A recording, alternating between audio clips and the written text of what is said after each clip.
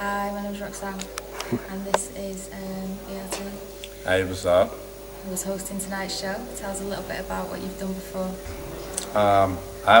This is my first time in Manchester. Okay. I've hosted about 4 or 5 shows in London, and I've been coming over here for about 6 months now. About 4 or 5 months now, and I've been doing comedy for about like 5 years, about 5.5 years, and What started you out? my mother.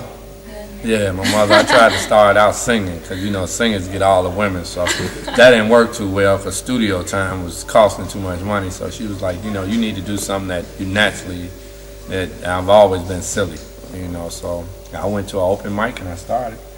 And I just stuck with it. You've come quite far though for only doing it for 5 years. Yeah, well, I mean, it's something that, I mean, I went to school for everything. I went to school for doing hair. And I didn't know that it wasn't going to work because I started choking my mannequin's head. So I was like, it ain't going to work for me. Then I went to school for auto and body fender. That wouldn't work for me because, you know, it just wasn't for me. Now you're doing a film. So I just finished completing a movie called Why Do Men Cheat on Women, which is about 3 guys who own a comedy club, and it's about our lives. I'm a single guy, and the other 2 characters are, one guy is married, and the other guy is an older guy that has been married and divorced, and he always trying to tell you what's right and what's wrong, and I don't want to hear that because I'm enjoying the women. And a long story short, the moral of the story is do unto others that you want to have them to do unto you. So it's about me dogging women, and eventually the tables turn. Yeah. When's it out? They won't be finished editing, I don't think, till the end of the year, so sometime next year. Something to watch out for. So yeah, then I got a movie that will be coming out at the end of either this month or next month. It's a horror movie called The Evil One. Really? So yeah, the guy Carl Wright, who starred in Big Mama's House and Soul Food, as the preacher, he's in there, and a couple of other comics and some actors, not well-known actors, but it's a pretty good movie. So going from 5 years ago, when you was doing hairdressing school, to now doing movies with people that we all know, I mean, that doesn't happen to everyone. No, it doesn't. Where do you get your unique style from? Who are your influences? What do you think's enabled you to get as far as you've got? God, I keep God first, each and every day, all through the day, because I mean, I'm from the streets. I was one of them street brothers, gang banging into drugs and everything else, and he blessed me to turn my life around and showed me that I had a talent. And I always looked at like Richard Pryor, Carol Burnett, Lucy, all those type of people are just naturally funny people to me, and it was always there. I didn't mind dressing up, being silly. You know, some people will feel funny if they put a wig on or something. I didn't care, as long as I got you to laugh. What you're saying, coming out tonight in front of all these people, like thousands almost people, I mean, doesn't that ever faze you? Don't you ever doubt yourself? Don't you ever think maybe tonight they're not going to laugh? Nope. Maybe sex jokes won't be funny anymore? No, because what I do is I'm very versatile comic, because if something doesn't work, I can switch over. And you can do that on the stage. You don't have to come out with a script and just stick to that. You just do whatever you want to do when you're up there. I do whatever I want to do. And you just feel free. And I feel free. I'm more comfortable on stage than I am around people. That's amazing. You know, because like my girlfriend, they'd be asking, I know he keeps you laughing all the time. No, I'm serious then, you know. But as far as being in front of all the people, it's like, for me, it's a gift that I'm giving back. And to see people laugh, that's the best feeling in the world. Because I remember when I was in the streets and on the streets that people didn't like me, that I didn't like myself. So it's a change, and I love it, and I just try to make people feel good all the time. So that's what it's about for you then? Yeah, it's a therapy for me.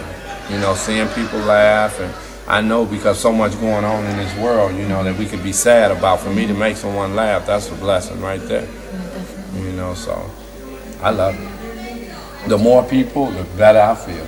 I do. And this theater, I love this theater. What would you say to like people that want to do what you do, that think maybe they've got the potential? What advice would you give them?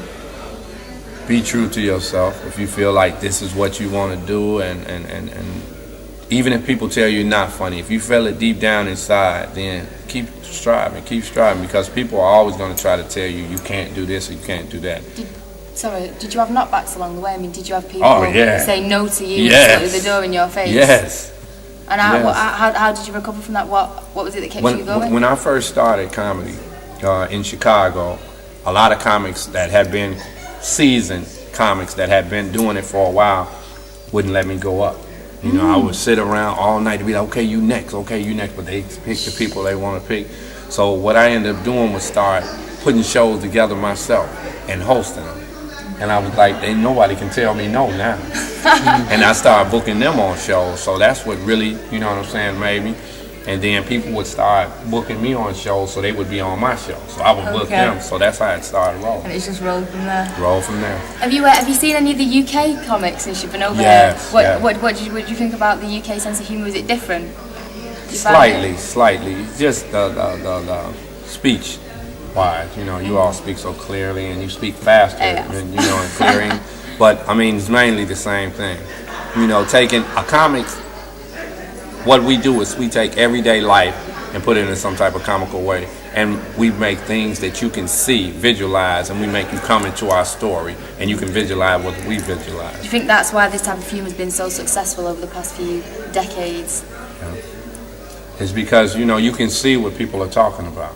And UK comics, I must say, I've seen not a lot, but the ones that I've seen are very funny, and they fast wit, you know. So, and the UK is starting to feel comedy now. It's getting ready to start really blowing up. You know, like at one time when in America when Defjam was out and everything, it was at a height then. You know, so that's coming back. That's coming here now. So that's a beautiful thing, and I'm glad to be a part of that. You know, but I don't mind moving. I move over here. I ain't no problem. So you're gonna come back to Manchester? I'm gonna try. I got some things that I'm working on in America, and I would like to come back. I really would, because I feel so comfortable here. That's nice. You know, so, and the people enjoy me, and that's the biggest thing. They do, definitely. Yeah. Yes, thank you. Yes. Oh gosh. Okay, we finishing up an interview, and we'll be out of here. So he got a little bit of juice now. You can tell the place is closed. You know, he just want to clean up the garbage so he can go home. That's his real job. You don't want to talk. He's not a security guard. He's a garbage cleaner. You know, but everybody has their jobs, you know. And I thank you all. I really do, for interviewing me and letting me come over here and make me feel like family. I think it's good. I think we need more of this type of stand-up over here. I think we're deprived of stand-up. We've got the theatre, we've got music, we've got this, we've got that, but we've not got enough stand-up. So it's good to have some raw talent come over and a nice success story. Thank you. Do you know what I mean? So just keep it up, and I'll be watching your films. All right, thank you. Yes. And just keep supporting comedy. Period. Any comedy. Old people, young people, kids, whatever. If they find it, just support them. Because a lot of people don't know what gift they do have. So whatever the gift is, singing, dancing, whatever it is, support them. Thank you. Thank you. All right, you pretty too. Yes.